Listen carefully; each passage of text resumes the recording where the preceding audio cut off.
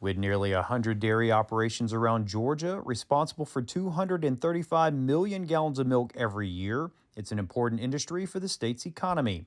And while rising input costs and low commodity prices are always a concern for producers, the recent detection of avian influenza within a few herds across 9 different states has also caught their attention. This disease is obviously concerning. It's relatively new to the dairy industry. We're not entirely sure how it's going to affect cattle moving forward.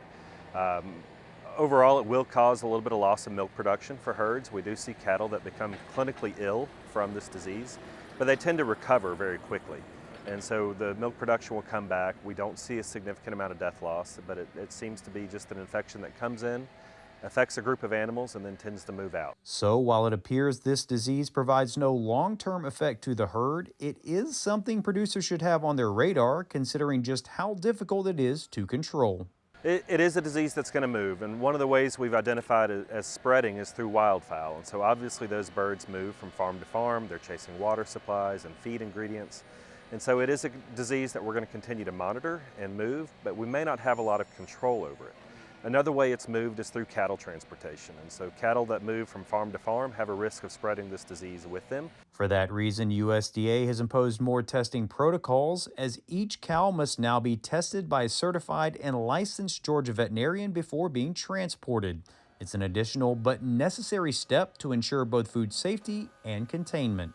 Regulatory testing has added some additional guidelines for producers before they start to move cattle across state lines. So it is some extra work that they have to do. It is some homework from the part of the veterinarian as well as the farm. But a lot of dairy producers, when they do move cattle, they have to do some regulatory testing anyway. So it's one more step that they have to do. But it's all designed to ensure a safe, healthy, and wholesome herd and food supply.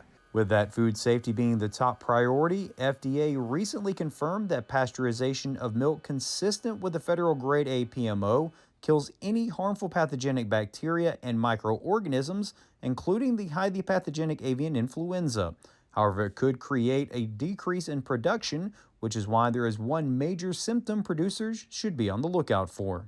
Most common thing that we see with this new high-path avian influenza in cattle is a loss in milk production. And so what we're seeing is a thicker milk supply from that cow. She's still producing some milk, but it almost has the consistency of colostrum, or that early milk production she has after she has a calf. Reporting from Athens, I'm Damon Jones for the Farm Monitor.